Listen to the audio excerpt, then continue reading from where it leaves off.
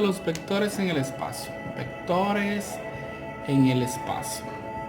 Bueno, la misma regla que cumplen en R2, también lo va a cumplir en R3, en su mayoría. R3, esto es R3.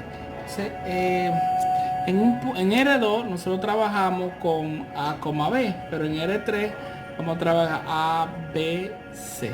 Es importante tener eso pendiente. Entonces vamos a trabajar con el sistema derecho. Por ejemplo, el sistema derecho es así, donde este me representa lo que es la Z, este me representa la Y, y este acá me representa este me representa la X y esta la Y. Es decir, vamos a tener un sistema así, donde este va a ser Z, donde este va a ser Y y este va a ser X. Eso es lo que va a ser un sistema, es decir, me da un punto de A, un punto de Y, entonces, y un punto de Z, se me va a reflejar aquí, ahí se me va a reflejar aquí arriba. Bien, entonces, para las cuestiones del módulo y todas esas cosas, la magnitud, perdón, si el vector es A, B, su magnitud es A al cuadrado más B al cuadrado. Pero si el vector es A, B, C, D, entonces su magnitud va a ser igual a al cuadrado más B al cuadrado más C al cuadrado. Se va a cumplir prácticamente lo mismo. Si vamos a calcular por ejemplo, los vectores unitarios, acuérdate que un vector unitario, un ejemplo, tenemos x0, x1, x2, entonces la magnitud de P va a ser igual a x0 al cuadrado más x1 al cuadrado más x2 al cuadrado. Entonces, esa magnitud, vamos a suponer que el vector unitario de P va a ser igual a x0 sobre la magnitud de P, x, vamos a poner aquí en lugar de x1, y1, vamos a cambiar aquí. Vamos a poner aquí y sub 0 y z sub 0. Vamos a ponerlo así.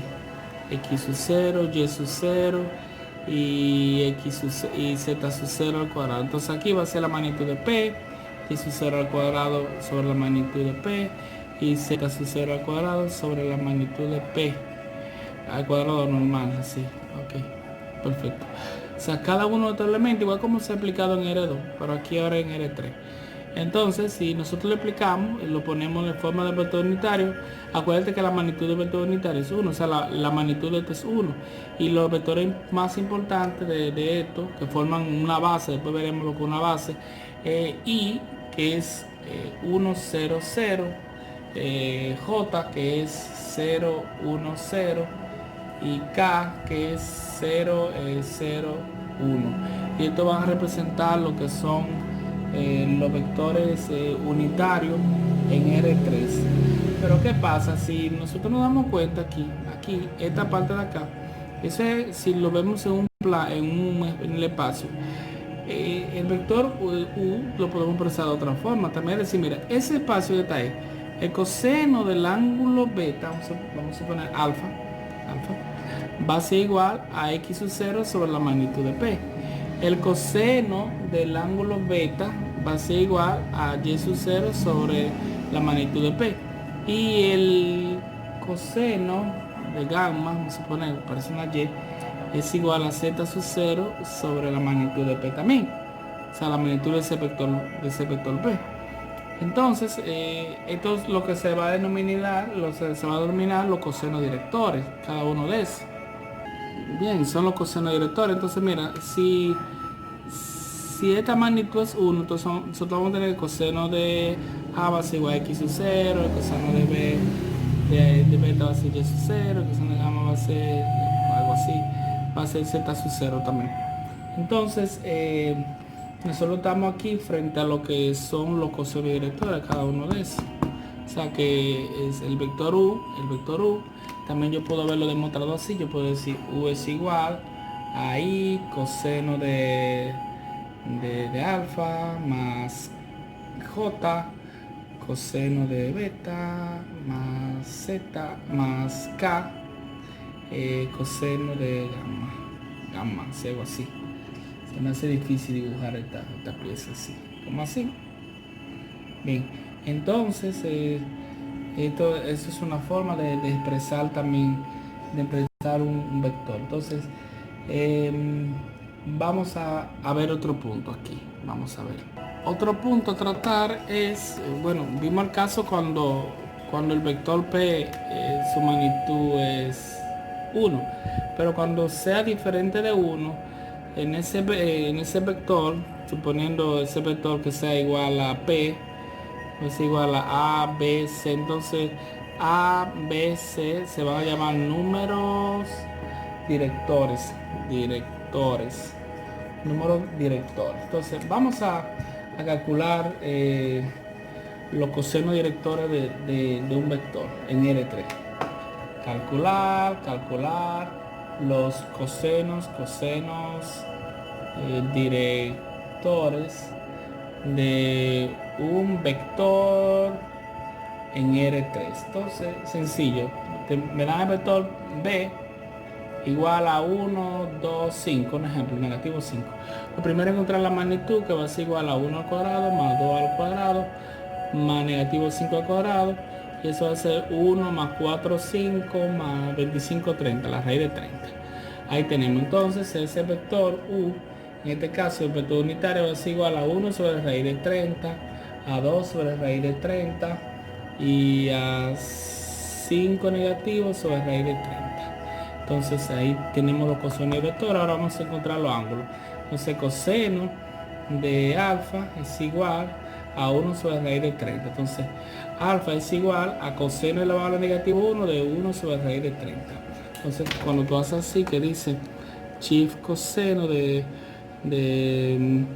1 sobre raíz de 30, vamos a obtener que eso va a ser igual a 79 grados. 79.5 grados. Ese va a ser el primero. El coseno de beta de 2 sobre raíz de 30 va a ser igual. Entonces beta va a ser igual a coseno elevado al negativo 1 de 2 sobre raíz de 30. Eso va a ser igual. Entonces va a ser chief coseno de 2 sobre raíz de 30. Raíz de 30. Y eso va a ser igual a 68.6 grados. Y así encontramos el otro, que es igual a negativo 5 sobre raíz de 30. Eso va a ser igual a coseno negativo 1 de negativo 5 sobre raíz de 30.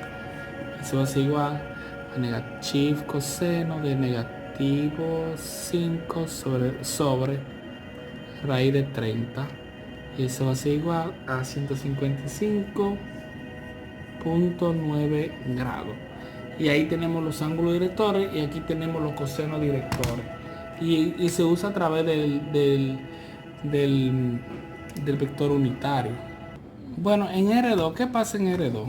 En R2, yo te explicaba, por ejemplo, la diferencia de R2 y R3 es que los ángulos son distintos, son totalmente distintos. Pero en R2, tanto los ángulos son iguales, utilizamos beta. Es decir, que cuando yo agarro así, busco el vector U, que es igual a 1,2, por ejemplo, el unitario va a ser igual a 1 sobre raíz de 5, porque la magnitud de esto es 5, y 2 sobre raíz de 5, ya. Entonces ese es el vector unitario. Ahora, ese vector unitario también se puede escribir así como I coseno del ángulo más J seno del ángulo. Pero ¿qué pasa? Ese ángulo ahí, si lo buscamos en la calculadora, es el mismo. Si decimos chief seno, por ejemplo, yo digo chief coseno de 1 sobre raíz de 5. Raíz de 5. Eso resulta ser igual a 63.43. O sea que el ángulo es igual a 63.43.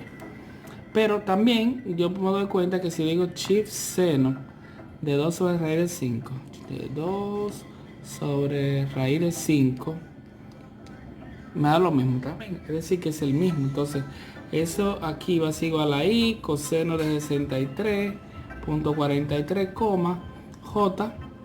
O si quiero ponerlo sin la i, puedo ponerlo así, coseno y seno de 63.43, no tengo que ponerle ni i ni j, pero si le quiero poner j, pongo la i aquí, más j aquí.